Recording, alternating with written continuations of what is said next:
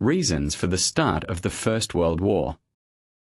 The First World War, which began in 1914, was one of the most destructive conflicts in human history. It did not start suddenly or because of a single event. Instead, the war was the result of several long-term political, economic, and social factors that had been developing in Europe for decades. These underlying causes created an atmosphere of tension and rivalry among the European powers. When a short-term trigger occurred, these tensions exploded into a full-scale global war. The main causes of the First World War can be grouped under militarism, alliances, imperialism, nationalism, and the assassination of Archduke Franz Ferdinand. Militarism. Militarism played a major role in the outbreak of the First World War. Militarism refers to the belief that a country should maintain a strong military and be prepared to use it to defend or expand its interests. In the late 19th and early 20th centuries, European nations increasingly glorified military power and warfare. Germany, Britain, France, and Russia all expanded their armies and navies. Germany and Britain were involved in a fierce naval arms race, especially after Britain introduced the powerful battleship HMS Dreadnought in 1906. Germany responded by rapidly building its own navy, which threatened Britain's long-standing dominance of the seas. This competition created fear and suspicion between the two nations. Military leaders gained greater influence over government decisions, and war was seen as a legitimate way to solve international disputes. Many countries developed detailed military plans that relied on quick mobilization. Once these plans were set in motion, it became very difficult to stop them. As a result, when war began, nations rushed to mobilize their forces rather than seek peaceful solutions. Alliance system. The alliance system was another key cause of the First World War. European nations formed alliances to protect themselves, but these alliances actually increased the risk of war. Instead of preventing conflict, they ensured that a disagreement between two countries could quickly involve many others. By 1914, Europe was divided into two major alliance blocs. The Triple Alliance consisted of Germany, Austria-Hungary, and Italy, while the Triple Entente included Britain, France, and Russia. These alliances promised mutual defense if one member was attacked. When Austria-Hungary declared war on Serbia after the assassination of Archduke Franz Ferdinand, Russia came to Serbia's defense. Germany then declared war on Russia and France, and Britain entered the war after Germany invaded Belgium. What began as a regional conflict rapidly became a world war due to these interconnected alliances. Imperialism. Imperialism also contributed significantly to the outbreak of the war. Imperialism is the policy of extending a country's power by acquiring colonies and territories. During the late 19th century, European powers competed aggressively for colonies in Africa and Asia to gain raw materials, new markets, and national prestige. This competition created rivalry and hostility, particularly between Germany, Britain, and France. Germany, which became a unified nation in 1871, arrived late to imperial expansion and felt it had been unfairly denied overseas territories. As a result, Germany sought to challenge the dominance of Britain and France. Several international crises occurred due to imperial competition, such as the Moroccan crises between Germany and France. Although these disputes did not immediately cause war, they increased distrust and heightened tensions among the great powers, making conflict more likely in the future. Nationalism. Nationalism was one of the most powerful forces leading to the First World War. Nationalism is a strong sense of pride and loyalty to one's nation, often combined with the belief that one's country is superior to others. In early 20th century Europe, nationalism took many forms and caused serious problems. In powerful nations such as Germany and France, nationalism encouraged rivalry and competition. France, for example, wanted revenge against Germany for its defeat in the Franco-Prussian War, 1870 to 1871, and hoped to regain the territories of Alsace and Lorraine. Nationalism was especially dangerous in the Balkans, a region in southeastern Europe. Many ethnic groups in this area wanted independence from large empires such as Austria-Hungary and the Ottoman Empire. Serbia supported Slavic nationalism and hoped to unite all Slavic peoples in the region. This ambition directly threatened Austria-Hungary, which ruled over many Slavic populations. The Balkans and rising tensions. The Balkans became known as the powder keg of Europe because of its instability and frequent conflicts. The decline of the Ottoman Empire left a power vacuum in the region, and different nations competed for control. Austria-Hungary and Russia both wanted influence in the Balkans, which increased tensions between them. Serbia's growing nationalism and its support for revolutionary groups alarmed Austria-Hungary. The Austrian government feared that Serbian nationalism would inspire rebellion among Slavic minorities within its empire. As tensions rose, the situation became increasingly dangerous and unstable. The assassination of Archduke Franz Ferdinand. The immediate cause of the First World War was the assassination of Archduke Franz Ferdinand, the heir to the Austro-Hungarian throne. On June 28, 1914, he was shot and killed in Sarajevo by Gavrilo Princip, a member of a Serbian nationalist group. Austria-Hungary blamed Serbia for the assassination and issued a harsh ultimatum with demands that Serbia could not fully accept. When Serbia rejected some of the demands, Austria-Hungary declared war on July 28, 1914. Germany gave Austria-Hungary full support, known as a blank check. Russia mobilized its army to defend Serbia, leading Germany to declare war on Russia and France. Germany's invasion of Belgium brought Britain into the war. Within weeks, much of Europe was at war. Which country started World War I? The question of which country started the First World War is often debated by historians because responsibility for the war is complex. World War I did not begin because of a single nation acting alone. Rather, it was the result of escalating tensions, alliances, and decisions made by several major powers. However, if the question is asked in a strict, factual sense, that is, which country formally began the war through the first official declaration, the answer is Austria-Hungary. On the 28th of July, 1914, Austria-Hungary became the first country to declare war, doing so against Serbia. This declaration is widely recognized as the formal beginning of World War I. Background to the crisis.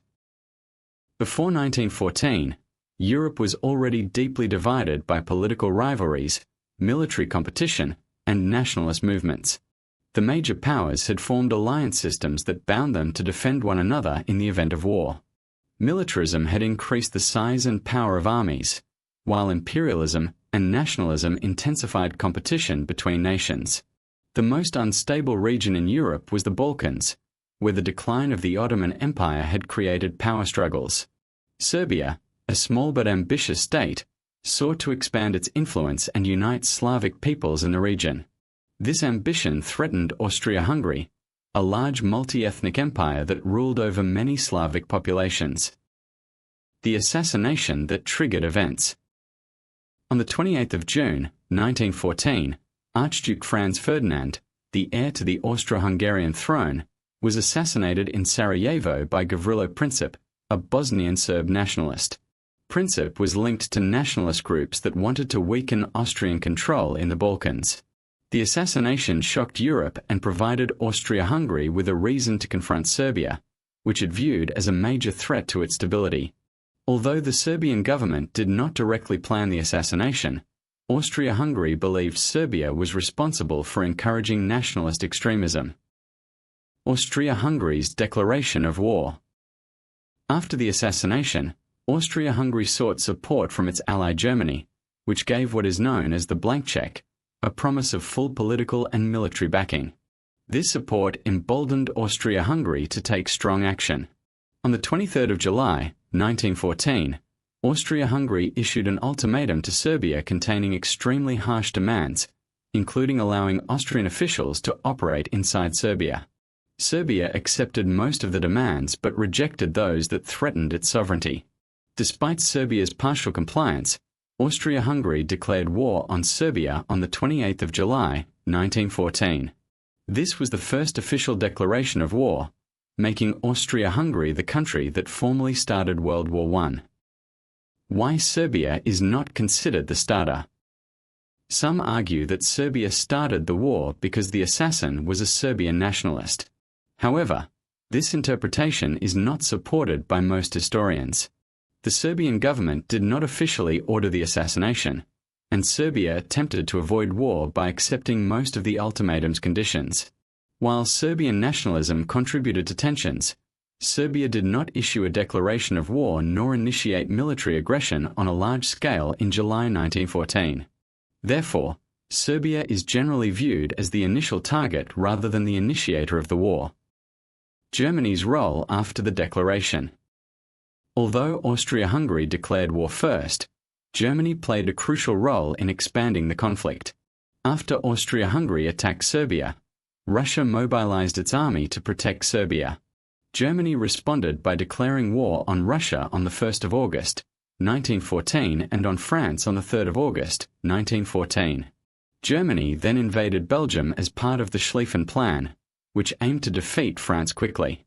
This invasion led Britain to declare war on Germany on the 4th of August, 1914. At this point, a regional conflict had turned into a full-scale world war. Because of Germany's aggressive actions and military planning, some historians argue that Germany bears significant responsibility for escalating the war. However, escalation is not the same as initiation. Shared responsibility versus first action. It is important to distinguish between starting the war and causing the war. Many countries contributed to the conditions that made war inevitable. Militarism, alliances, imperialism, and nationalism were shared across Europe. Decisions made by Austria-Hungary, Germany, Russia, France, and Britain all played a role in turning a crisis into a global conflict. Nevertheless, in terms of chronology and international law, Austria-Hungary's declaration of war on Serbia marks the official start of World War I. Historical consensus. Most historians agree on the following points. Austria-Hungary was the first country to declare war. Serbia was the first country attacked. Germany was the main escalator of the conflict. Russia, France, and Britain became involved because of alliance obligations. Thus, while responsibility is shared, the first formal step into war was taken by Austria-Hungary. Effects during the First World War. The First World War, 1914 to 1918, had profound and far-reaching effects on countries, societies, economies, and individuals while the war was still being fought. Unlike earlier wars, World War I was a total war, meaning that entire nations, not just armies, were involved. Civilians, industries, governments, and economies were all directly affected. The war caused massive human suffering, economic disruption, political changes, and social transformation across the world. These effects were felt immediately and shaped the daily lives of millions of people during the conflict. Human and social effects. One of the most significant effects of World War I during the war was the enormous loss of human life. Soldiers fought in brutal conditions, especially in trench warfare on the Western Front. New weapons such as machine guns, poison gas, tanks, and heavy artillery caused unprecedented levels of death and injury. Millions of soldiers were killed, wounded, or permanently disabled. Many survivors suffered from psychological trauma, commonly known at the time as shell shock, which we now understand as post-traumatic stress disorder, PTSD. Civilians were also heavily affected. Bombardments, naval blockades, and occupation of territories brought violence and fear to non-combatants. Many civilians were killed or injured, while others were forced to flee their homes, becoming refugees. Families were separated for years, and millions of women and children were left without fathers, husbands, or sons. Daily life changed drastically. Food shortages became common as farmland was destroyed and resources were diverted to the military. Rationing was introduced in many countries, forcing people to survive on limited supplies. Hunger and malnutrition weakened populations, especially in Central Powers countries such as Germany and Austria-Hungary. Economic effects. The economic effects during World War I were severe. Governments redirected their economies toward war production, focusing on weapons, ammunition, uniforms, and military equipment. Civilian industries were converted into war industries, and normal consumer goods became scarce. The cost of the war was enormous. Governments borrowed heavily, leading to rising national debts. Inflation increased as more money was printed to fund military expenses. Prices of basic goods rose sharply, making life difficult for ordinary people. Many workers struggled to survive on fixed wages that did not keep up with rising costs. International trade was disrupted by naval blockades and warfare at sea. Britain's blockade of Germany cut off vital imports, leading to shortages of food and raw materials. In response, Germany attempted submarine warfare, which further damaged global trade. These disruptions affected not only Europe but also countries around the world that depended on European markets. Political effects. World War I had major political effects during the conflict itself. Governments gained greater control over citizens' lives. Emergency powers allowed states to regulate industries, censor the press, and control public opinion. Freedom of speech was often limited, and propaganda was widely used to encourage patriotism and maintain support for the war. Many countries experienced political tension and unrest. As the war dragged on and casualties increased, public dissatisfaction grew. Strikes, protests, and anti-war movements became more common, especially where food shortages and economic hardship were severe. In some cases, the war directly led to political collapse during the conflict.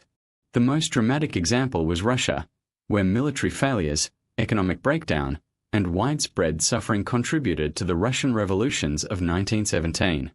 These revolutions led to the fall of the Tsarist government and Russia's withdrawal from the war. Effects on women and gender roles. World War I significantly affected the role of women in society during the war. With millions of men fighting at the front, women were needed to fill jobs previously reserved for men. They worked in factories, offices, farms, and transport systems. Many women were employed in munitions factories, producing weapons and ammunition essential for the war effort. Women also served as nurses, ambulance drivers, and support staff near battlefields. Their contributions were vital to sustaining the war. This experience challenged traditional gender roles and proved that women were capable of performing demanding and skilled work. Although women often received lower wages and faced dangerous working conditions, their involvement increased calls for political and social rights. In several countries, this eventually contributed to women gaining the right to vote after the war, but the social change began during the conflict itself. Technological and military effects. World War I had a major impact on military technology and tactics during the war. Traditional methods of warfare quickly became outdated. Trench warfare dominated much of the fighting, particularly on the Western Front, leading to long stalemates and massive casualties. New and deadly weapons were introduced. Poison gas caused horrific injuries.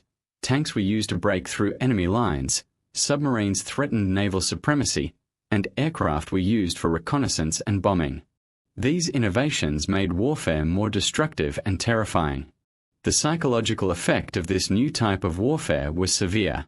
Soldiers endured constant danger, noise, fear, and exhaustion. Morale was often low, and discipline had to be enforced strictly to maintain fighting effectiveness. Effects on colonies and non-European regions. The effects of World War I were not limited to Europe.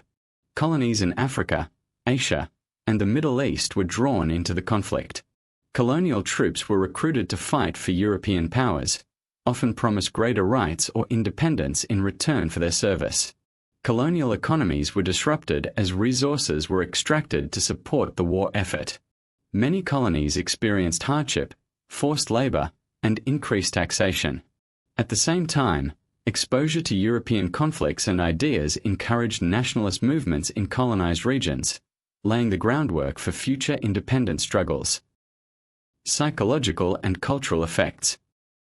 The war deeply affected the mindset of people living through it.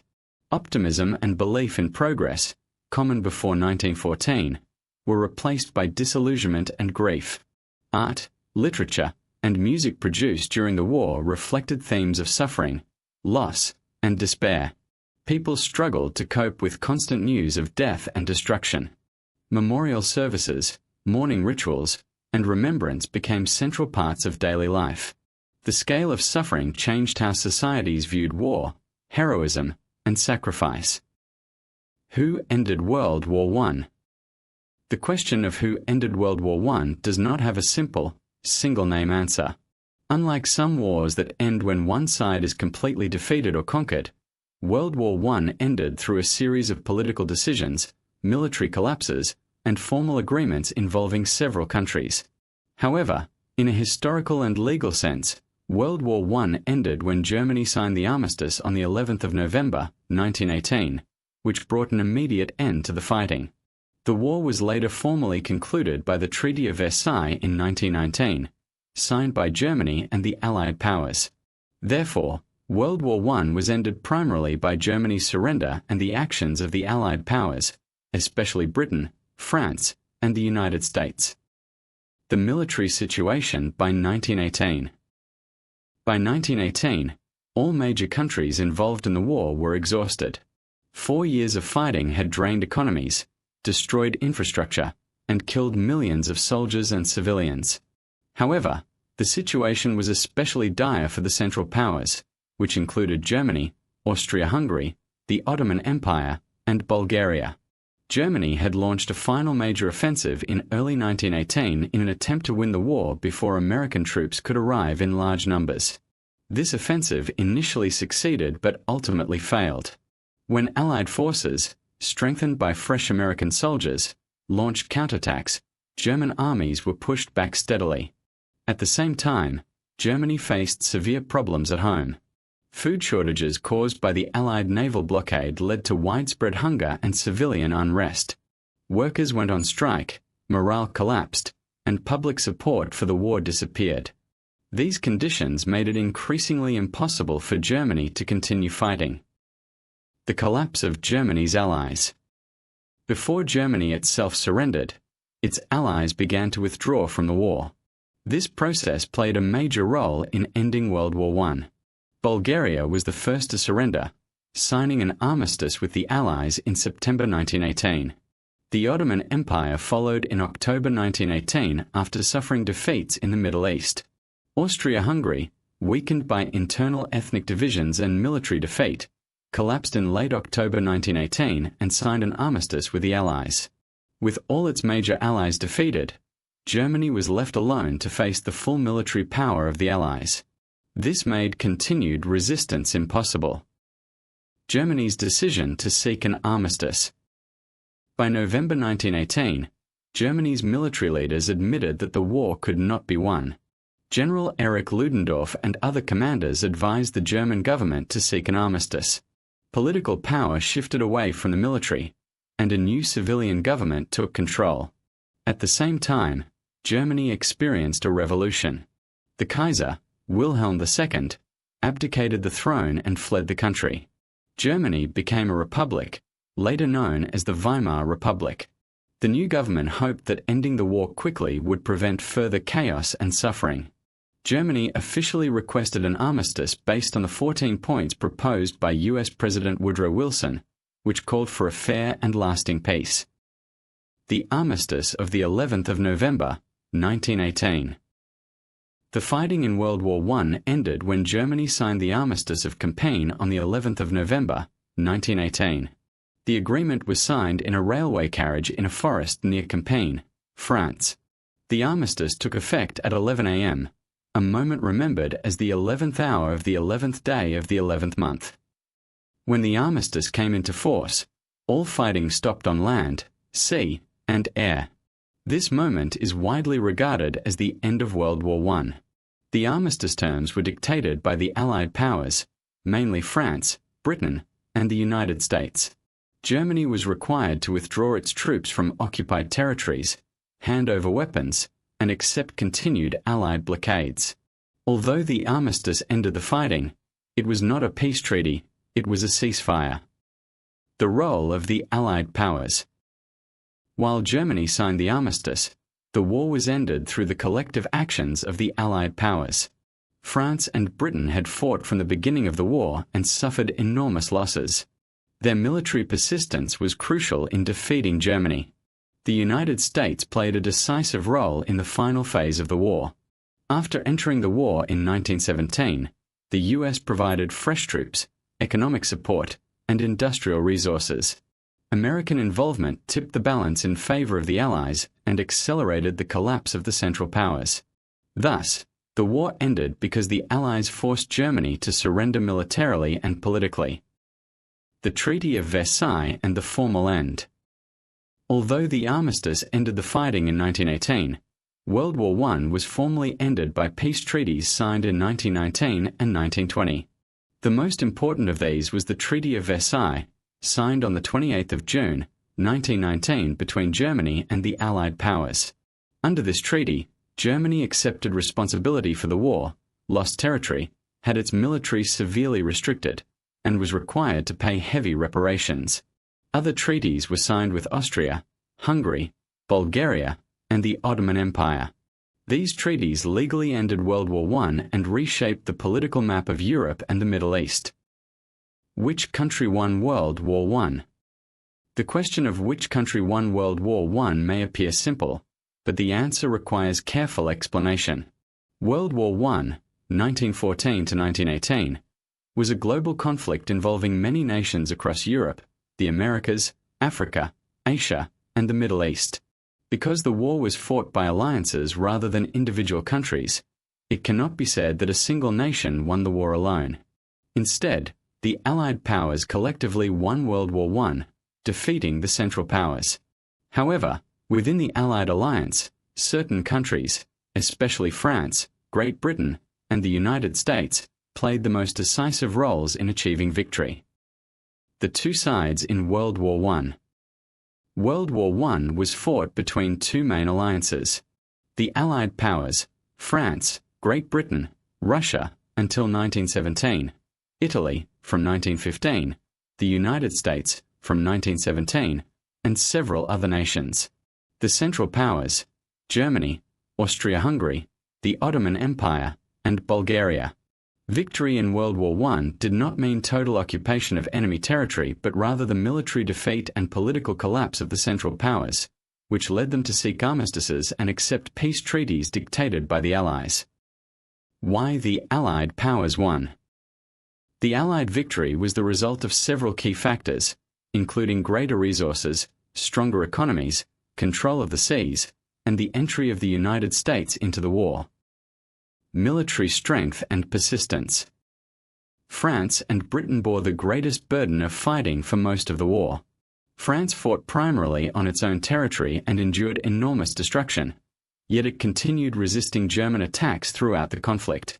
Britain used its powerful navy to protect trade routes and impose a naval blockade on Germany, which caused severe shortages of food and raw materials. Although the war on the Western Front became a stalemate for several years, the Allies gradually wore down the Central Powers through sustained military pressure and superior resources. The decisive role of the United States. While the United States joined the war late, in 1917, its contribution was decisive. American entry provided the Allies with millions of fresh soldiers, massive industrial production, financial loans and supplies. By 1918, American troops were arriving in Europe at a rapid pace. This boost in manpower helped the Allies launch successful offensives against exhausted German forces. The psychological impact of US involvement was also important, as it weakened German morale and strengthened Allied confidence. The collapse of the Central Powers. The Central Powers were defeated one by one in 1918. Bulgaria surrendered in September 1918. The Ottoman Empire signed an armistice in October 1918. Austria-Hungary collapsed and surrendered in late October 1918. Germany, left isolated, signed the armistice on the 11th of November 1918. Germany's surrender marked the effective end of the war. Its army was still on foreign soil, but it was no longer capable of continuing the fight due to military defeat, economic collapse, and political revolution at home. Germany's defeat and Allied victory. Germany was the strongest central power, and its defeat ensured Allied victory. Germany's failure to break the stalemate on the Western Front, combined with the success of Allied counteroffensives in 1918, forced German leaders to accept defeat. The armistice of the 11th of November, 1918 ended the fighting. Although it was Germany that signed the armistice, the victory belonged to the Allied powers as a whole. The Treaty of Versailles and confirmation of victory. The Allied victory was formally confirmed by the Treaty of Versailles in 1919. Under this treaty, Germany accepted responsibility for the war, lost significant territory, had its military severely restricted, was required to pay heavy reparations. Other treaties were signed with Austria, Hungary, Bulgaria, and the Ottoman Empire, officially ending the war and confirming Allied victory. Did any single country win? While the Allied powers won collectively, historians often highlight the roles of specific countries. France defended its homeland and suffered the greatest destruction, making its survival and victory highly significant. Great Britain controlled the seas, blockaded Germany, and sustained the war economically. United States provided the decisive manpower and resources that tipped the balance in 1918. Thus, no single country can be named as the sole winner. The war was won through cooperation among the Allied nations. The cost of victory. Although the Allies won, the victory came at an enormous cost. Millions of soldiers and civilians were killed or wounded. Large parts of Europe were destroyed, and many economies were left in ruin. Even the victorious countries suffered deeply, and the peace settlements created new tensions that eventually contributed to World War II. This is why World War I is sometimes described as a war with no real winners, despite the military victory of the Allies. What did the end of World War I leave behind? The end of the First World War in 1918 marked a turning point in world history. After 4 years of unprecedented violence and destruction, the war officially ended with the signing of the armistice on the 11th of November, 1918, and later the peace treaties of 1919 to 1920. However, the end of World War I did not bring lasting peace or stability. Instead, it left behind a world deeply scarred by human loss, economic ruin, political instability, and unresolved tensions. The consequences of the war shaped international relations, societies, and politics for decades and played a major role in the outbreak of the Second World War. Human loss and social trauma. One of the most visible legacies of World War I was the enormous loss of life. Around 16 to 20 million people were killed, including soldiers and civilians. Millions more were wounded, disabled, or psychologically traumatized.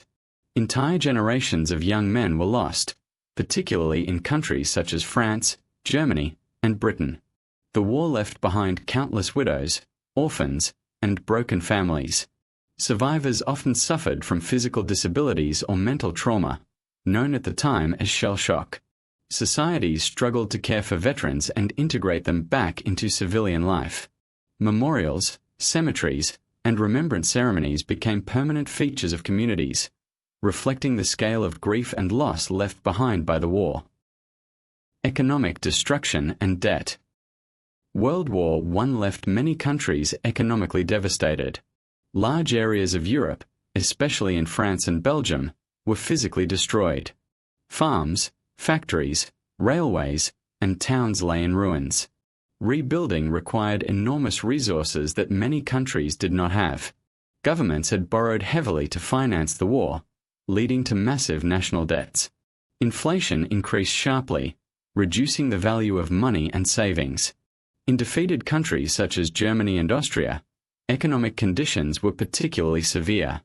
Germany faced huge reparations payments under the Treaty of Versailles, which placed long-term strain on its economy. The economic instability that followed the war contributed to unemployment, poverty, and social unrest. These economic problems weakened democratic governments and created conditions in which extremist political movements could gain support. Political changes and the collapse of empires. The end of World War I led to the collapse of several major empires. The German Empire, Austro-Hungarian Empire, Ottoman Empire, and Russian Empire all fell apart as a result of defeat, revolution, or internal instability. New nations were created in Europe, such as Poland, Czechoslovakia, Yugoslavia, Finland, and Hungary. While these new states were formed to reflect national self-determination, many had mixed populations and unresolved border disputes. This made them politically fragile and prone to conflict. In Russia, the war and its aftermath led to the Russian Revolution, which resulted in the creation of the world's first communist state. This dramatically changed global politics and increased ideological divisions that would shape the 20th century. The Treaty of Versailles and unresolved tensions. The peace settlements, especially the Treaty of Versailles, left behind deep resentment and bitterness. Germany was forced to accept responsibility for the war, lose territory, reduce its military, and pay heavy reparations. Many Germans viewed the treaty as unfair and humiliating. Rather than securing long-term peace, the treaties created anger and a desire for revenge in defeated countries.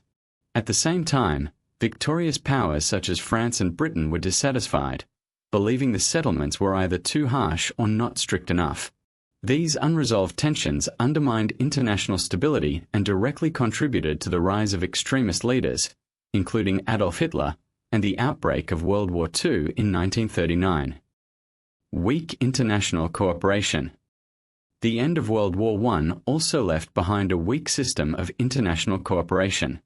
The League of Nations was established to prevent future wars and encourage peaceful resolution of conflicts. However, the League lacked real power and enforcement mechanisms. Major weaknesses included the absence of key countries, such as the United States, and the reluctance of member states to take strong action against aggression.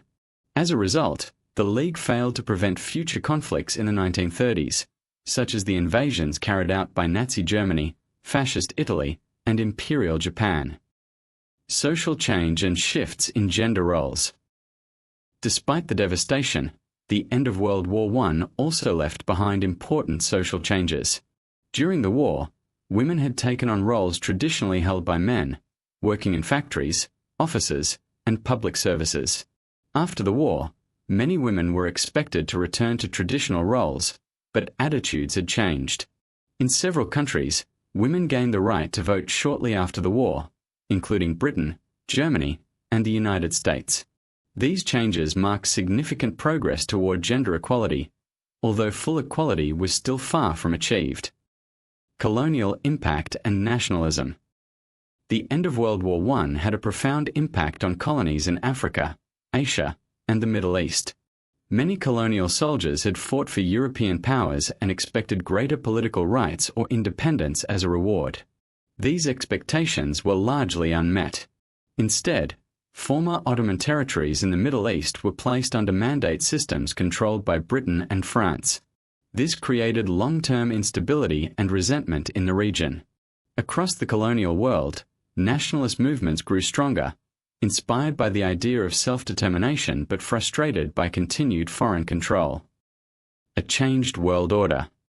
World War I marked the decline of Europe's global dominance. Although Britain and France were on the winning side, their economies and populations were weakened. Meanwhile, the United States emerged as a major economic and political power, even though it initially retreated into isolationism.